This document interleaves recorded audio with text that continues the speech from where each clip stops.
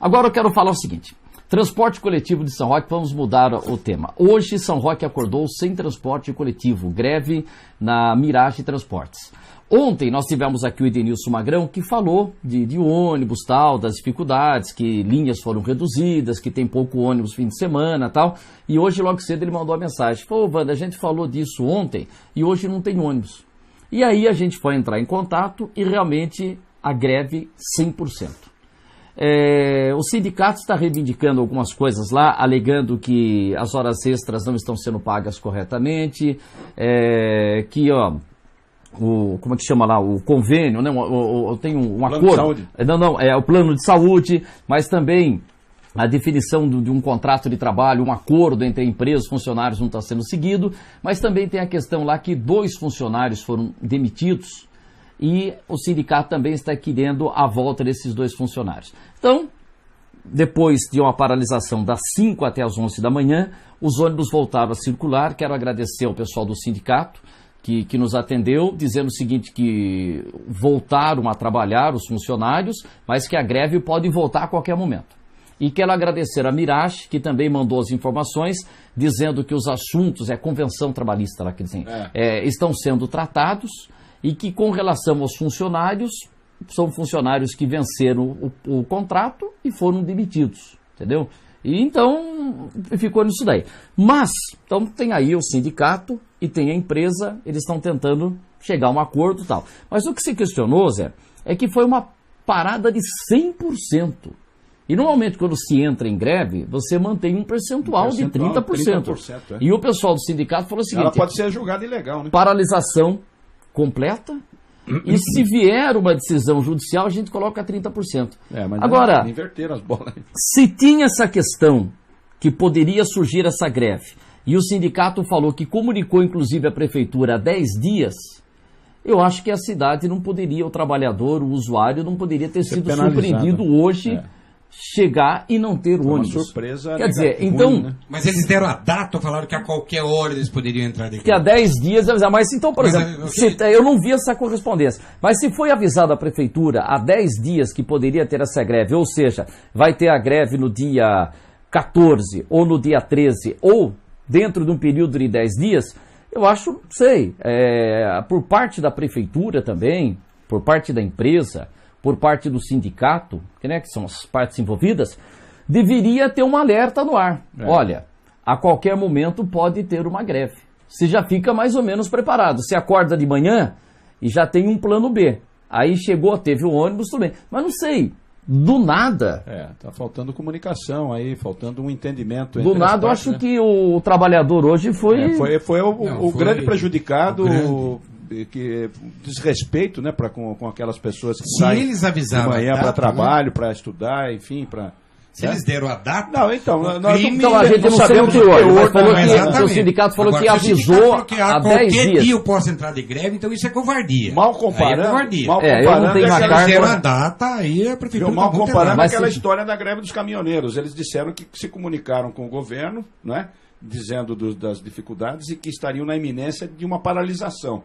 Nada foi feito, eles paralisaram. Depois você viu no que deu, né? Deu no que deu, né? Então, se houve um comunicado, é um alerta. Olha, tô chamando, tô pondo um alerta. Um alerta, olha, a qualquer momento... Vamos sentar. Mas então já vamos conversar aqui, olha, se realmente tem essa possibilidade de parar, olha, vocês sabem que por lei, 30%. Olha, tudo bem, vocês vão parar, mas por favor, garantam 30%. Da frota. Não vão deixar na mão todo mundo.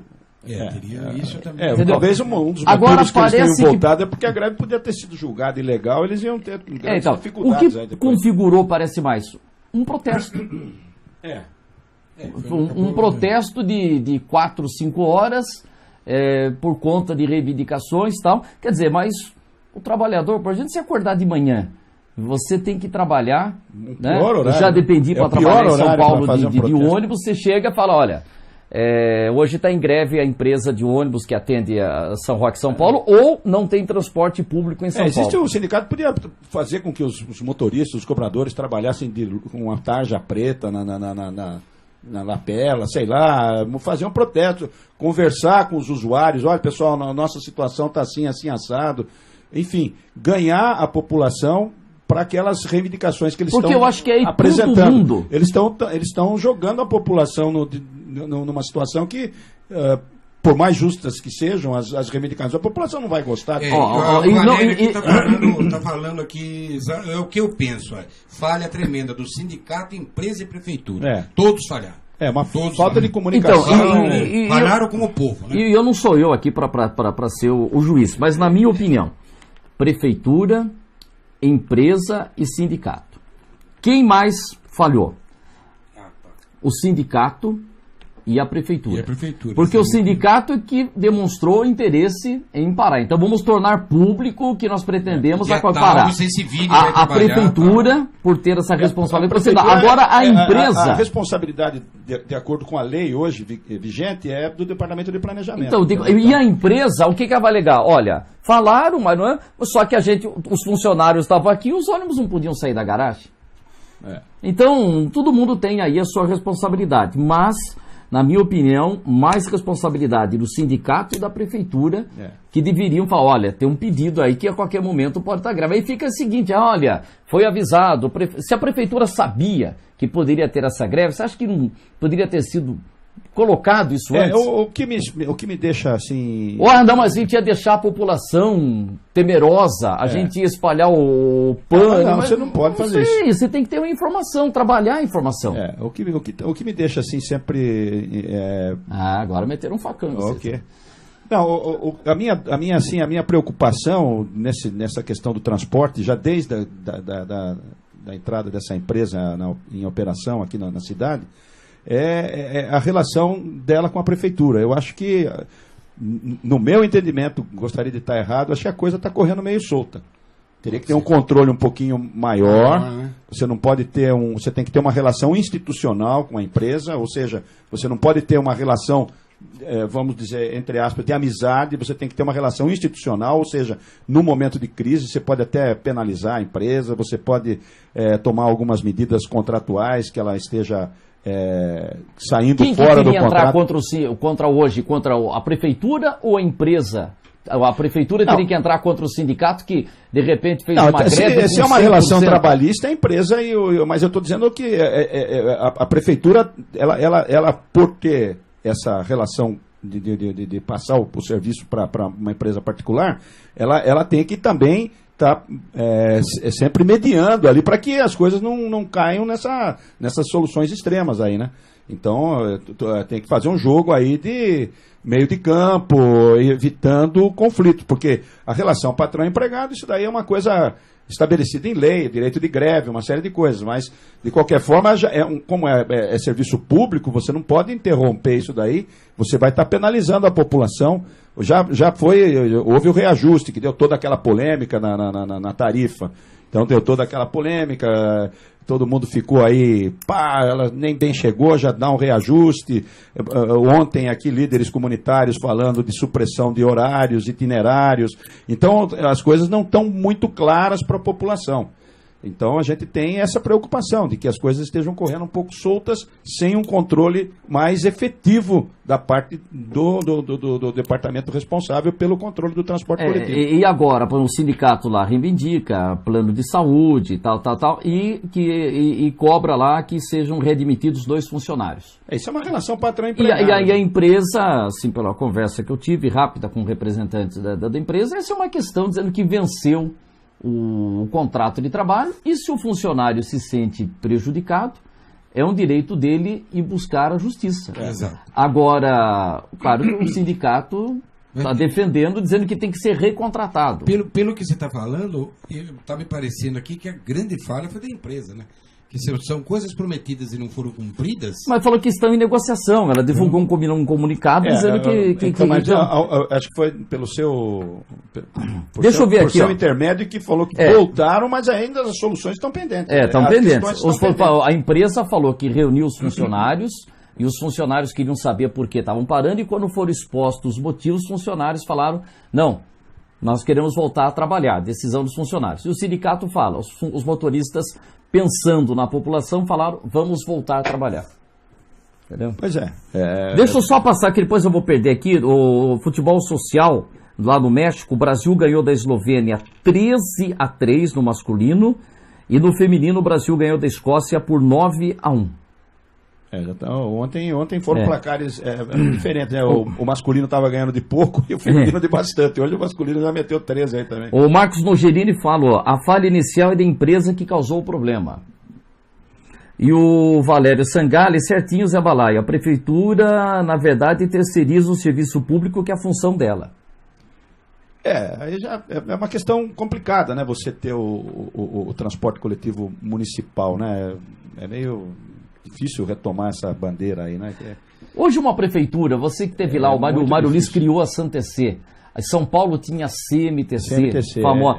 Uma empresa, hoje uma prefeitura, ela não consegue mais manter uma empresa de ônibus municipal, coleta de lixo, tem que terceirizar tanto o serviço? Aí veja bem, tem pessoas que têm posições pela estatização, né?